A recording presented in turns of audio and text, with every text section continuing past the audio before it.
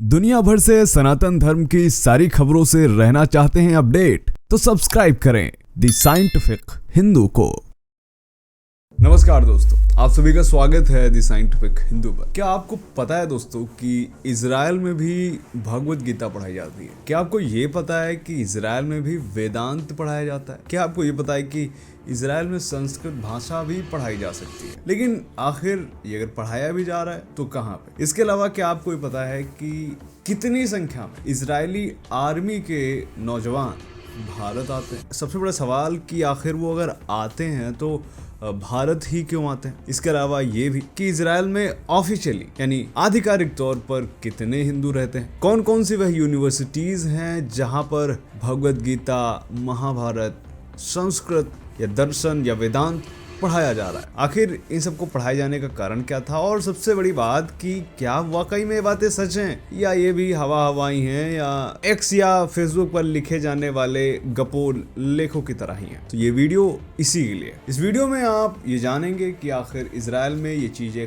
कहाँ हो रही हैं, इनके पीछे कारण क्या है और सबसे बड़ी बात सोर्सेज क्या है। सोर्सेज का लिंक आपको डिस्क्रिप्शन में मैं दे दूंगा, आप जाकर के पढ़ सकते हैं। इस वीडियो में ये भी आपको बताएंगे कि आखिर कौन से वो एक दो संगठन है जिसकी वजह से इजराइल में हिंदू सनातन धर्म तेजी के साथ फैल रहा है, और ये भी कि वो कौन कौन से हिंदू मंदिर हैं जो कि इजराइल में हैं और वहां पर लोग जाते हैं, श्रद्धालु जाते हैं। तो बिना देरी किए हुए शुरू करते हैं ये वीडियो। मेरा नाम है धीरेन्द्र और आप देख रहे हैं द साइंटिफिक हिंदू।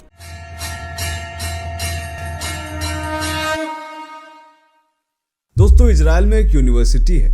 इस यूनिवर्सिटी का नाम है हिब्रू यूनिवर्सिटी ऑफ जेरूसलम। इसको HUJI भी कहा जाता है। इसको हिंदू धर्म के अध्ययन का केंद्र माना जाता है। यानी इजराइल में यह यूनिवर्सिटी ही वह मुख्य यूनिवर्सिटी है जहां पर हिंदू धर्म से जुड़ी हुई तमाम चीजें पढ़ाई जाती हैं। यह एक ऐसी यूनिवर्सिटी है जहां पर संस्कृत भाषा का अध्ययन जीवित परंपरा के रूप में आज भी देखा जा सकता है। इस यूनिवर्सिटी में एशियन स्टडीज नाम का विभाग भी है, जहां पर रिसर्चर्स इस बात की खोज करते हैं कि कैसे हिंदू धर्म के ग्रंथों ने हजारों साल से भारतीय समाज को दिशा दी और कैसे इसने विश्व की संस्कृतियों को एक नया आयाम दिया। दोस्तों, इजराइल की और मुख्य यूनिवर्सिटी की बात करें इससे पहले हम ये भी आपको बताना चाहेंगे कि इस हिब्रू यूनिवर्सिटी में जो सबसे ज्यादा योगदान है किसी का संस्कृत और भारतीय संस्कृति या हिंदू धर्म के पढ़ाए जाने के पीछे, वो है प्रोफेसर डेविड शुलमैन का। इनको ना सिर्फ हिब्रू यूनिवर्सिटी में बल्कि इजराइल में भारतीय अध्ययन का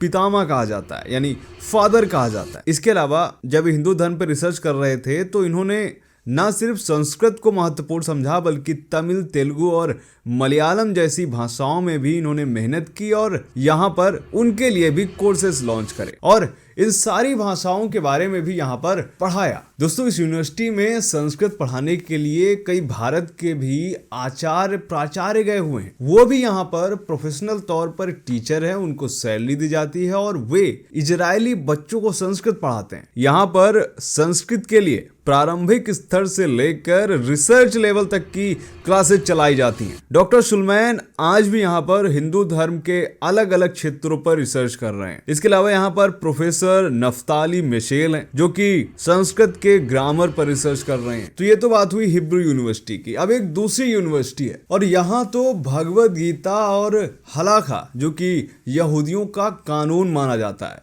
एक तरह से वो सारे नियम कानून जो यहूदी आज फॉलो करते हैं वो हलाखा में ही हैं और ये उनका एक बहुत पवित्र ग्रंथ है। उसको और भगवत गीता को समानांतर अध्ययन यहाँ पर किया जा रहा है। दोस्तों, ये यूनिवर्सिटी है बार इलान यूनिवर्सिटी। दोस्तों, बार इलान यूनिवर्सिटी में हिंदू जैविश स्टडीज का एक कार्यक्रम विकसित किया गया है और इसका नेतृत्व डॉक्टर इतमार थियोडोर द्वारा किया जा रहा है और इन स्टडीज को लेकर एक मूल मंत्र बनाया गया है जो कि है द कम्युनिकेशन बिटवीन धर्म एंड हलाखा। हलाखा वो है जो कि यहूदियों का कानून है, जो कि जीवन जीने का मार्ग है। ठीक वैसे ही जैसे हिंदू धर्म में जो धर्म शब्द है उसकी संज्ञा दी गई है, उसी तरह से हलाखा यहूदियों में है। डॉक्टर थियोडोर ने एक पुस्तक भी लिखी है, नाम है exploring the Bhagavad Gita. Israel में ये पुस्तक इस कदर इंपॉर्टेंट मानी जाती है कि इसको एक पुरस्कार भी दिया गया है, एक इंटरनेशनल लेवल का पुरस्कार मिला इसको। यह पुरस्कार है चॉइस आउटस्टैंडिंग एकेडमिक टाइटल। बार इलान में छात्र भगवत गीता कबीरा के दर्शन को पढ़ते हैं, फिर यहूदी रहस्यवाद को पढ़ते हैं और यहाँ तक कि इस पर वो अपनी रिसर्च स्टडीज भी प्रस्तुत करते हैं। इसके अलावा बार इलान यूनिवर्सिटी में उन पहलुओं पर भी बात की जाती है जिनमें यह कहा जाता है कि हिंदू धर्म और यहूदियों में बहुत ज्यादा समानता है। उन सारी बातों पर यहाँ पर चर्चा की जाती है जो कि हिंदू धर्म और यहूदियों में सेम है। खैर, इस पर कभी अगला वीडियो बनाएंगे और उसमें विशेष तौर पर बात करेंगे। अब तीसरी यूनिवर्सिटी पर आते हैं। इस यूनिवर्सिटी का नाम है तेल अवीव यूनिवर्सिटी। दोस्तों, तेल अवीव यूनिवर्सिटी में भारतीय दर्शन पढ़ाया जाता है और ये वहां के दर्शन शास्त्र विभाग में मुख्य तौर पर शामिल है, जिसमें अलग अलग डिपार्टमेंट के तमाम सदस्य हैं, तमाम प्रोफेसर्स हैं जो इन बातों को पढ़ाते हैं। इनमें मुख्य तौर पर वेदांत का अध्ययन किया जाता है और सांख्य का भी अध्ययन किया जाता है। इसके अलावा इन सारी चीजों को जेविस पर्सपेक्टिव से देखा जाता है और उनके साथ साथ जो जेविस ग्रंथ हैं उनका भी अध्ययन यहाँ पे कराया जाता है। और भारतीय और यहूदियों के संस्कृतियों में किस कदर इनके तत्व पाए जाते हैं, इनकी सीख पाई जाती है, इस पर भी बात तेल अवीव यूनिवर्सिटी में की जाती है। ध्यान रहे, ये सिर्फ एक सब्जेक्ट नहीं है बल्कि इस पर रिसर्च पेपर पब्लिश किए जाते हैं। चौथी यूनिवर्सिटी भी है जो कि बहुत ज्यादा महत्वपूर्ण है। इस यूनिवर्सिटी का नाम है हाइफा यूनिवर्सिटी। यहाँ पर एशियाई स्टडीज डिपार्टमेंट में वैष्णव परंपरा के बारे में पढ़ाया जाता है, भारतीय सौंदर्य शास्त्र के बारे में पढ़ाया जाता है, आधुनिक भारतीय विचारों के बारे में पढ़ाया जाता है। यहाँ पर इसलिए भी ऐसा है क्योंकि यहाँ के जो पूर्व डायरेक्टर थे वो थे डॉक्टर इतमार थियोडोर, जिनकी बात मैंने पहले करी थी, जो बार इलान यूनिवर्सिटी के शोध विशेषज्ञ रहे हैं। तो ये वो चार यूनिवर्सिटी हैं जहां पर इजराइल में काफी ज्यादा हिंदू धर्म के बारे में, हिंदू इतिहास के बारे में, हिंदू शास्त्रों ग्रंथों के बारे में पढ़ाया जाता है, बाकायदा एक सब्जेक्ट विषय मानकर। अब बात ये भी कर लेते हैं कि आखिर वहां पर हिंदू जनसंख्या आधिकारिक तौर पर कितनी है। दोस्तों, आधिकारिक तौर पर इजराइल में 0.1% हिंदू है। आबादी करीब 12,000 है जो कि 2020 के डेटा के अनुसार है। नया डेटा अभी आया नहीं है। अलग अलग पोस्ट पे एक अनुमान लगाया जाता है। कई लोग ये कहते हैं कि 50,000 है, कई लोग 1 लाख, लेकिन आधिकारिक तौर पर इनकी जनसंख्या 11,500 है। इजराइल में हिंदुओं को पूरी तरह से धार्मिक स्वतंत्रता प्राप्त है। वो अपने त्योहार सेलिब्रेट कर सकते हैं, सब कुछ कर सकते हैं जैसा हम भारत में कर सकते हैं। उनके खिलाफ किसी भी तरह के भेदभाव का भी अभी तक कोई साक्ष्य नहीं मिला है। ना वहाँ के यहूदी करते हैं, ना वहाँ की सरकार, कोई नहीं करता। यहाँ तक कि यहूदी हिंदू त्योहारों में खूब नाचते गाते हैं। अब जब यहूदियों की हिंदू त्योहारों में नाचने गाने की बात आ गई है तो एक और तथ्य की बात कर लेते हैं। वो बात यह है कि हर साल 30 से 40 हजार इजरायली युवा भारत आते हैं और जहां जहां ये इजरायली युवा आते हैं या पहले से ही तय की हुई जगह हैं जहां पर ये जाते हैं, इसको कहा जाता है हुमस ट्रेल। हुमस ट्रेल में आते क्या क्या हैं? ऋषिकेश आता है, कसोल आता है, धर्मशाला आता है और गोवा आता है। यानी अक्सर ज्यादातर यहूदी यहीं आते हैं। ऋषिकेश में वे योग सीखते हैं, गंगा किनारे होने वाली आरती का हिस्सा बनते हैं, कई हफ्तों तक यहाँ पर मेडिटेशन करते हैं और व्रत भी रखते हैं। वो ऑफ साइलेंस भी कहा जाता है इजराइल में। जब वे धर्मशाला और कसोल जैसी जगहों पे जाते हैं तो वे सेम इजराइल जैसी परिस्थितियों को देख पाते हैं। यानी जैसा सिचुएशन इजराइल में है,